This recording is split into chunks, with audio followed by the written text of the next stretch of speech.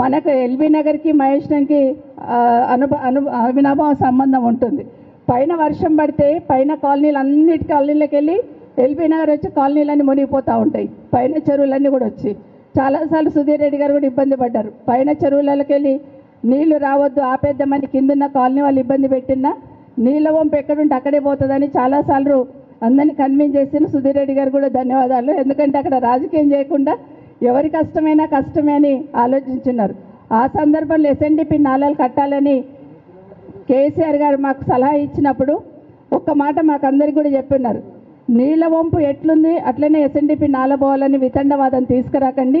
నీళ్ళ వంపు ఒక్కొక్కసారి కాలువలన్నీ కూడా కబ్జాలు అయిపోయి ఇండ్లు కట్టుంటారు కాబట్టి అట్లా తీసుకోకుండా రోడ్లు వెంబడి తీసుకోండి ఎస్ఎన్డిపి నాలని చెప్పి అంటే అభివృద్ధిలో కూడా మానవత్వాన్ని చూపించినారు కేసీఆర్ గారు.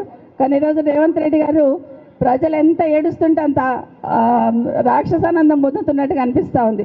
నిజంగా ఎక్కడ చూసినా కూడా ఈరోజు మూసీలో దాదాపుగా 1,00,000 కుటుంబాలు ఎఫెక్ట్ అవుతాయని చెప్తా ఉన్నారు. నిజంగా మూసీ బ్యూటిఫికేషన్ వాళ్ళు అనుకున్నట్టు తీసుకుంటే 1,00,000 కుటుంబాలు ఎఫెక్ట్ అవుతాయని ఇప్పటికే స్పష్టంగా అర్థమవుతా ఉంది.